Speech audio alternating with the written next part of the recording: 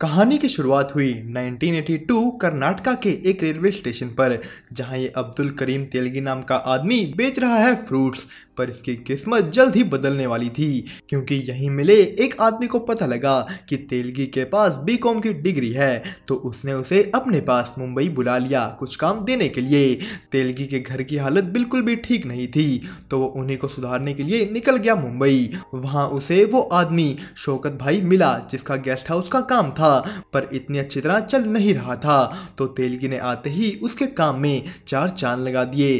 तेलगी को अच्छी पगार भी मिली, अच्छी इज्जत भी, और साथ में प्यार भी। उसे पहली नजर में ही शौकत भाई की बेटी से प्यार हो गया और कुछ समय बाद उनकी शादी। पर तेलगी के सपने यही नहीं रुके, वो 7 साल के लिए गल्फ गया। उसने ठीक ठाक पैसे कमाए, पर सुकून उसे वापस मुंबई में ही मिलना था, तो वो वापस मुंबई आ गया। यहाँ वो गरीब लोगों के नकली सर्टिफिकेट बना उन्हें यूएई और गल्फ भेजता था, पर पुलिस ने उसे इस काम के लिए जल्द ही गिरफ्तार कर लिया।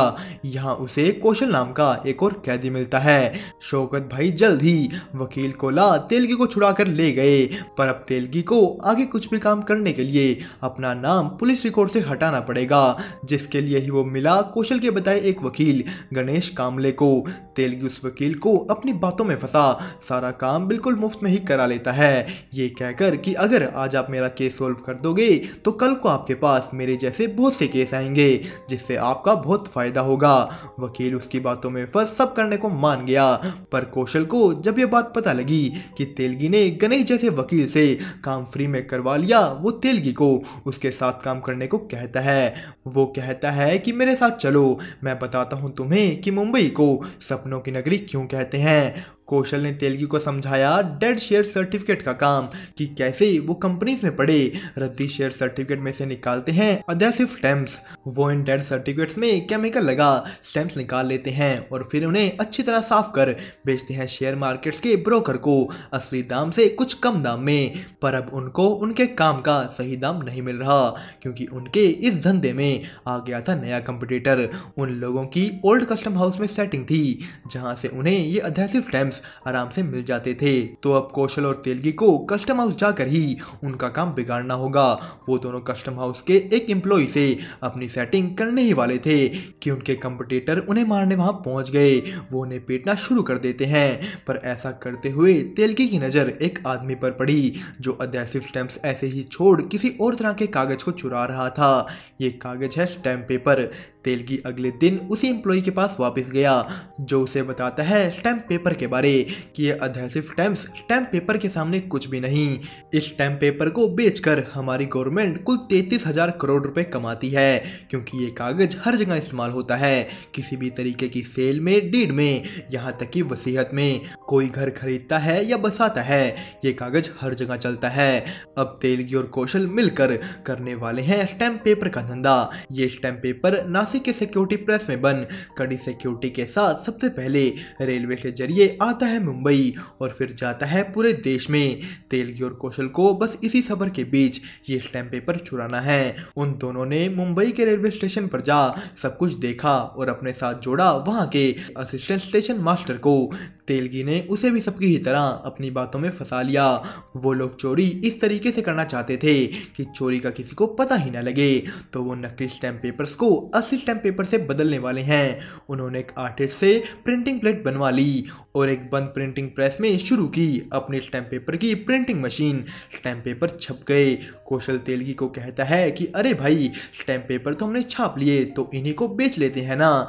जिस पे तेलगी ने कहा नहीं, ऐसे हम पकड़े जाएंगे, पर अगर हमारा नकली स्टैम्प पेपर असली स्टैम्प पेपर के समुद्र में जाता है तो उन्हीं में घुल जाएगा। वो लोग मुंबई में स्टैम्प पेपर की हेर बदल करेंगे, जिसके बाद वो पूरे देश में बढ़ जाएगा। अब सरकार पूरे देश में तो उन्हें ढूंढने से रही। उनको 6 मिनट के अंदर चलती ट्रेन में घुस ताला खोल स्टैम्प पेपर को बदल कर उस पे वापस से सरकारी सील लगानी है, जो उन्हें असिस्टेंट मैनेजर दे चुका है।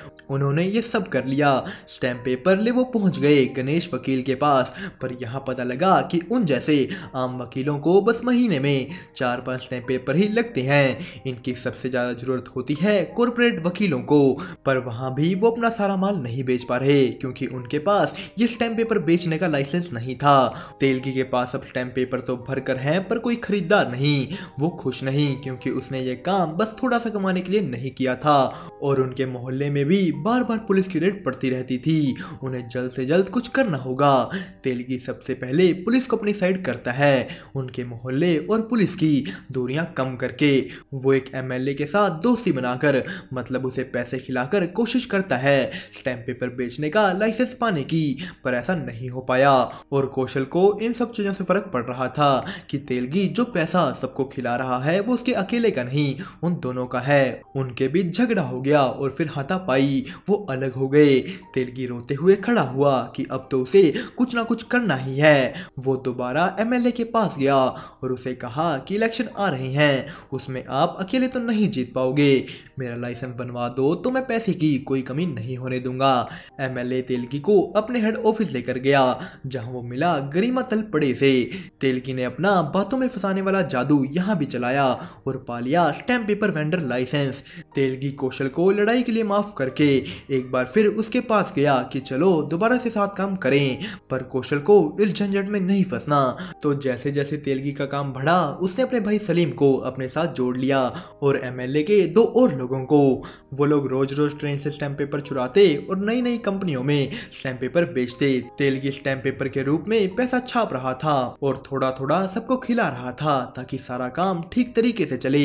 तेलगी ने अपने परिवार के साथ छोटे छोटे सपने पूरे करने शुरू कर दिए जिससे सब खुश हैं और तेलगी बन चुका है सिस्टम का राजा। पर इलेक्शन के बाद पॉलिटिक्स में एक नया राजा आया, ईमानदार बस सिर्फ नाम से, जिन्हें भी तेलगी ने पैसा खिला अपने साइड तो कर लिया। पर पूरे 1 महीने बाद एक अमीर परिवार के 2 भाइयों के बीच उनके बाप की वसीयत को लेकर केस हुआ तो एक भाई पहुंच गया ईमानदार के पास। उन्होंने तेलगी की मदद से एक 6 साल पुरानी गिफ्ट डीड बनवाई, पर जब वो कोर्ट में गई अपोजिट पार्टी यानी गरिमा की पार्टी जिन्हें तेलगी ने पैसे देने बंद कर दिए, उन्होंने ये चीज साबित की कि भला 6 साल पुरानी गिफ्ट डीड पर स्टैंप एक ऐसे वेंडर का कैसे हो सकता है जिसे लाइसेंस ही 1 साल पहले मिला हो। अब इस सब चीजों का ब्लेम अकेले तेलगी पर आने वाला था। कोर्ट ने तेलगी का लाइसेंस कैंसिल कर दिया और उसे जेल भेजने का फैसला सुनाया, पर तेलगी इतना पैसा सभी जगह खिला चुका था कि वो फंसने के बाद भी आजाद है। गरिमा ने इस चीज की बात फिर से असेंबली में उठाई जिस वजह से ना चाहते हुए भी पुलिस को उसे अरेस्ट करना पड़ा। पुलिस वाले तेलगी को उसके परिवार के सामने ही खींचकर ले गए, पर अब की बार फिर तेलगी को एक आदमी मिला जो कहता है बाहर निकलो फिर साथ में काम करते हैं। पर तेलगी के बाहर निकलते ही शौकत भाई उसे कहते हैं कि वापस अपनी बेटी और पत्नी के पास मत जाना, उन्हें वो अपने आप ही संभाल लेंगे। पर तेलगी उनकी बात बिना माने पहुंच गया अपनी बेटी और पत्नी के पास। तेलगी अब अपना ये स्टैम्प पेपर वाला काम दोबारा शुरू नहीं कर सकता तो उसे कुछ और करना होगा। वो करता है उस जेल में मिले आदमी जेके को कॉल, जिसके कहने पर ही वो पहुंच गया नासिक जहां उसे जेके के साथ 2 और लोग मिले जो नासिक सिक्योरिटी प्रेस में काम करते थे। उन्होंने तेलगी को अपना एक प्लान बताया कि कैसे वो सही स्टैम्प पेपर की क्वालिटी कम दिखा उसे रिजेक्ट कर देंगे और फिर वही रिजेक्टेड पेपर बेचेंगे। पर तेलगी को ये आइडिया बिल्कुल भी पसंद नहीं आया क्योंकि वो कुछ बहुत बड़ा करना चाहता है। वो जेके के साथ नासिक प्रिंटिंग प्रेस के एक ऑक्शन में गया जहां मशीनों के अलग अलग सामान बेचे जाते थे और उसे वहां दिखी एक प्रिंटिंग प्रेस। प्रिंटिंग प्रेस देखते ही तेलगी के दिमाग में एक बहुत बड़ा आइडिया आ गया खुद ही स्टैम्प पेपर छापने का। पर यह काम करने के लिए उन्हें अपने साथ जोड़ना पड़ेगा प्रेस के सबसे बड़े ऑफिसर वहां के डिप्यूटी मैनेजर मधुसूदन मिश्रा को, क्योंकि जब भी कोई प्रिंटिंग मशीन बंद की जाती है उसके पार्ट्स को मिश्रा और गवर्नमेंट ऑडिटर की देख रेख में अलग किया जाता है और मिश्रा की नज़र में वो अलग अलग कंपनियों को बेचे जाते हैं और सबसे जरूरी चीज प्रिंटिंग प्लेट्स भी डिस्ट्रॉय कर दी जाती हैं। पर मिश्रा को साथ जोड़ना इतना आसान नहीं, वो बहुत ही ईमानदार आदमी था। तेलगी उसे गिफ्ट देकर अपने साइड करने की कोशिश तो करता है, पर मिश्रा ने तेलगी को अपने ऑफिस में बुला उसकी बेइज्जती कर धक्के मारकर बाहर फेंक दिया। अब तेलगी को इस चीज का बदला लेना था। वो जानबूझकर अपने घर तक को गिरवी रख उस मधुसूदन मिश्रा का पैसे देकर प्रमोशन करवाता है, जिससे उसकी अकड़ खत्म कर सके। उसको ये एहसास हो कि जिस प्रमोशन के लिए वो 10 सालों से रगड़ रगड़ कर ईमानदारी से काम कर रहा है, वो तेलगी ने 2 दिनों में बस पैसे देकर ही करवा दिया। सब कुछ बिल्कुल तेलगी के हिसाब से हुआ।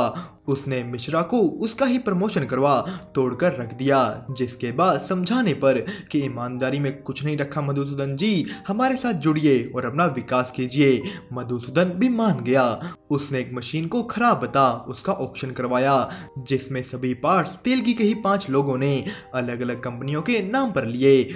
और रही बात उन ओरिजिनल प्रिंटिंग प्लेट्स की, मिश्रा ने वो भी नकली से बदल दी और गवर्नमेंट ऑडिटर के सामने दिखा दिया कि प्लेट्स कट चुकी हैं। सारा सामान तेलगी की मुंबई वाली प्रिंटिंग प्रेस में असेंबल हो गया। उसने मिश्रा की मदद से स्टैम्प पेपर बनाने वाली इंक भी पाली और पेपर भी। तेलगी बाप बन गया क्योंकि उसके घर पैदा हुआ स्टैम्प पेपर। उसने अपने साथियों के नाम लाइसेंस ले काम शुरू किया और बनाया पैसा ही पैसा, इतना कि पूरा कमरा भर दे। उन्होंने नए नए ऑफिस खोले, दिन रात लाखों के स्टैम्प पेपर बेचे। कर्नाटका में भी उन्होंने अपना बिजनेस शुरू कर दिया। अब आखिरकार तेलगी पैसा कमा नहीं बना रहा था, उसकी सिस्टम फिर से सेट हो गई। तेलगी ने कर्नाटका के मिनिस्टर्स के साथ भी दोस्ती बना ली, अपने भाई को एक पॉलिटिशियन बना दिया।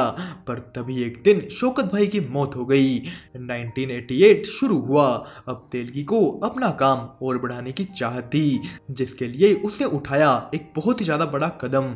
वो मधुसूदन मिश्रा को नागपुर सिक्योरिटी प्रेस ही मेंटेनेंस के नाम पर बंद करवा देता है, ताकि मार्केट में स्टैम्प पेपर की सप्लाई कम हो और उसके प्रिंट किए स्टैम्प पेपर की डिमांड बढ़े। और स्टैम्प पेपर प्रिंट करने के लिए उन्होंने और मशीनें खरीदी।